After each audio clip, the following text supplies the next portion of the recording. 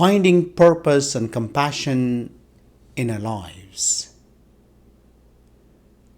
Job laments reminds us of transient nature of life and the reality of suffering.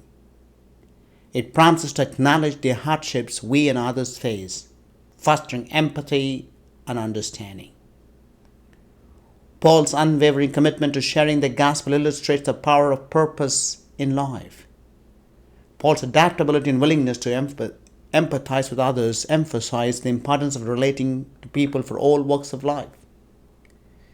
Jesus' acts of healing and solitary prayer time exemplify the balance of compassion and self-care. His dedication to his purpose and willingness to serve others serve as a model for our own lives. What are the practical insights we can derive from this Sunday's reading from the book of Job, 1 Corinthians, and Gospel Mark, chapter 1, 29 to 39? There are 4 practical insights: acknowledging our own suffering, finding purpose in our life, balancing compassion and self-care, adaptability, and empathy. Acknowledging suffering. We must acknowledge and empathize with the sufferings of others, offering support and compassion in their times of need.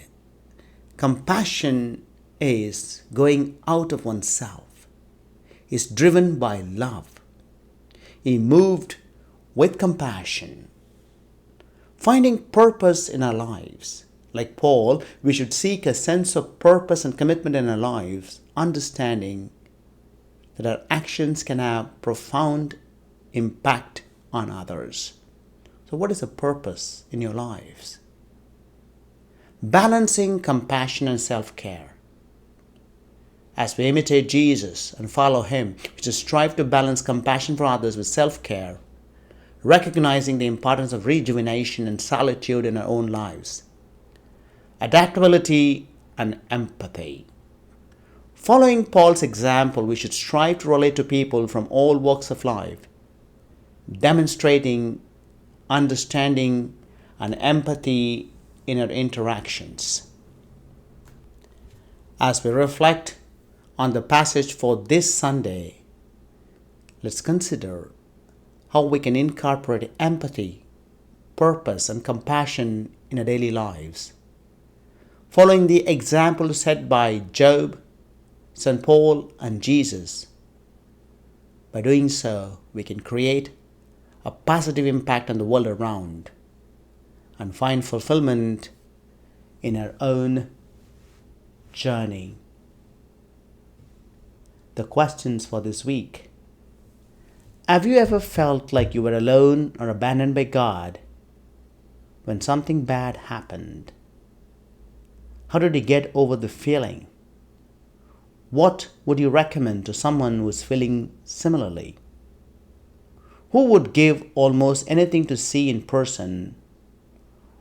What draws you to that individual? Have you ever witnessed the sacrament of the anointing of the sick, which is one of the sacraments of the church? On leaving the synagogue, Jesus entered the house of Simon and Andrew with James and John. Simon's mother-in-law lay sick with fever. They immediately told about her. He approached, grasped her hand, and helped her up. Then the fever left her, and she waited on them.